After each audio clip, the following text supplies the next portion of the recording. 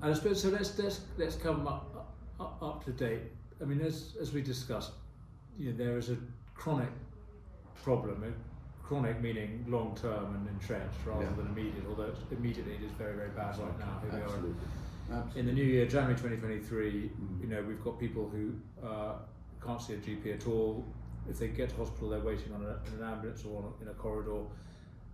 Then they can't find a place and they can't be looked after at the other end in social care, whether at home or in a residential place.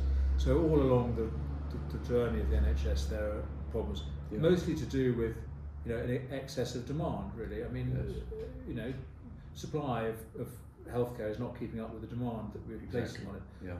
Some of that is because of delayed demand because of COVID, but these problems we had already in the health service. I think the other problem, of course, is that there are employees within the health service who now have decided that they want to leave the health service because they're unhappy with the work that they're doing. Yes, exactly. So the supply, you can say there's not enough money coming in, or it's because people are leaving for other reasons because they're not enjoying the work. Yes.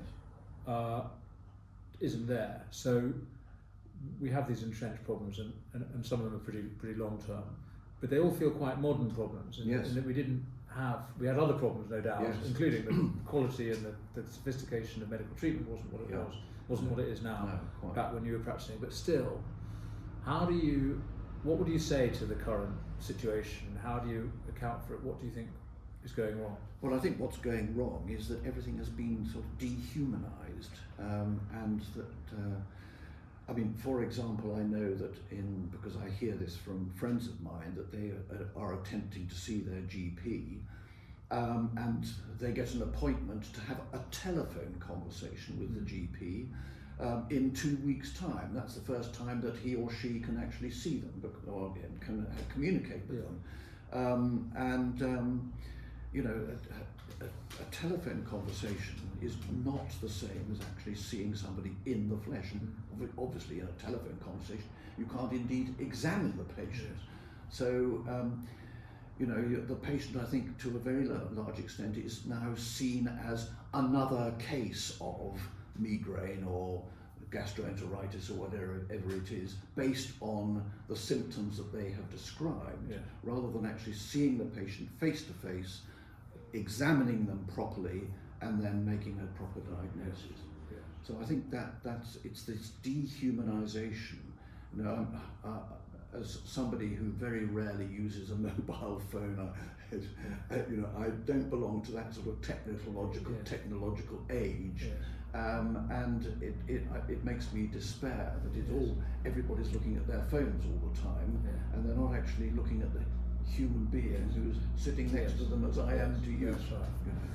Because so many of the illnesses we suffer from are complicated anyway, and there might be a number of different conditions going on, and there's a lot to do with the person anyway, in terms of whether it's lifestyle or other circumstances that influence their illness and also their wellness. How to recover. And if we just treat them as a single condition that you can identify through some list of symptoms. So, to summarise, the story of the Morrises is of relational human doctoring. Some of it pretty unsophisticated back in the day of your great grandfather with his blue pill and his red pill. But always human and always present. And we are now in a world where, if the medical sophistication is far greater, the human element has been lost, to the great detriment of the doctors themselves, of course. Absolutely. The reward, the personal reward. Absolutely.